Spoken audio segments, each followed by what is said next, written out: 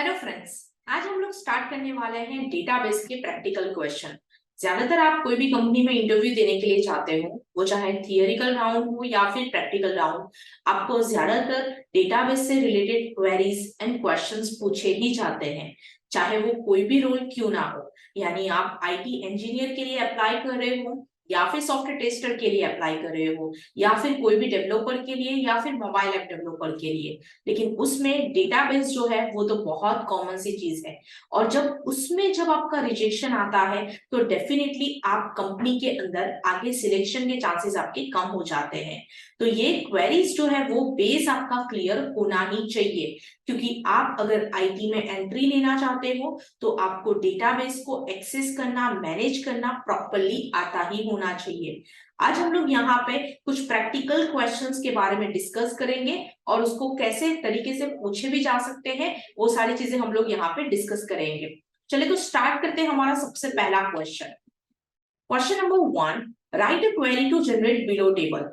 आपको यहाँ पे एक ऐसा टेबल दिया गया है, या तो वो आपको ऑन अ पेपर दे सकते हैं, या फिर ऐसे बता सकते हैं, एक्सप्लेन कर सकते हैं कि आपको यहाँ पे ऐसा एक टेबल बनाना है और वो टेबल कैसे जनरेट होता है उसकी क्वेरी लिखनी है।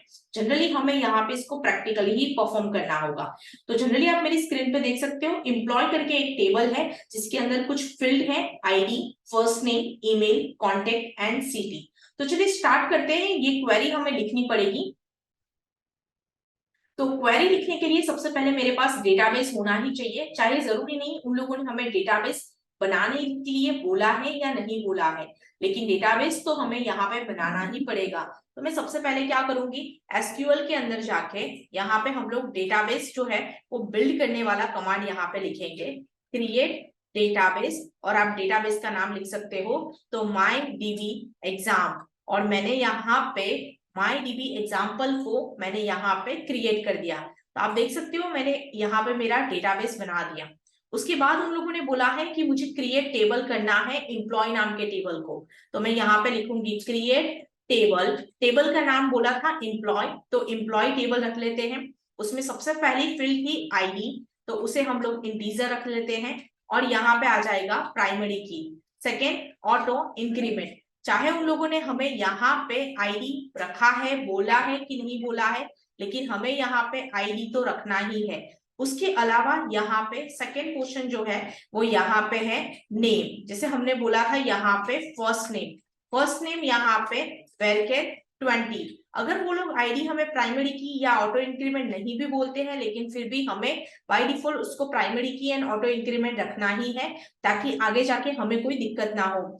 फर्स्ट नेम वेरकेट, ठीक है। सेकेंड यहाँ पे था टेबल के अंदर, एक बार वापिस से क्वेरी में देख लेते हैं, ईमेल, कॉन्टेक्ट एंड सिटी। तो यहाँ पे ईमेल जो है यहाँ पे हमारा है वेरकेट, जिसके अंदर मैंने कुछ कैरेक्टर्स डाल दिए।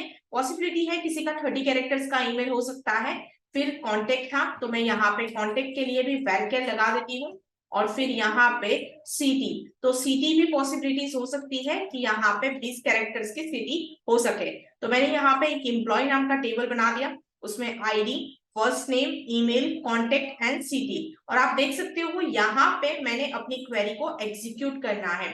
तो जैसे ही मैंने क्वेरी को एग्जीक्यूट किया तो यू कैन सी मैंने एम्प्लॉय नाम का जो टेबल है वो यहाँ पे मेरा क्रिएट हो गया है। और आप एम्प्लॉय टेबल पे क्लिक करोगे तो आप देख सकते हो ID, first name, email, contact and city. जो आपको यहाँ पे रिक्वायरमेंट आपको दी गई थी वही सेम चीज आपने यहाँ पे क्या कर दिया है, क्रिएट करके देख लिया है।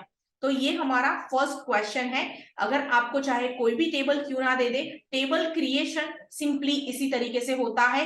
क्वेरी यही रहती है, क्रिएट टेबल, टेबल का नाम और फिर फील्ड का नाम, इसी तरीके से टेबल एक क्रिएट किया जाता है।